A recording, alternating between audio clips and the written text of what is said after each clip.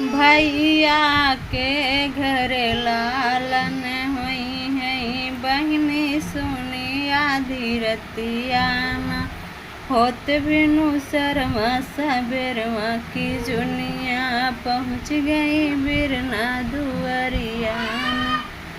सोनवन के चार चोलियाँ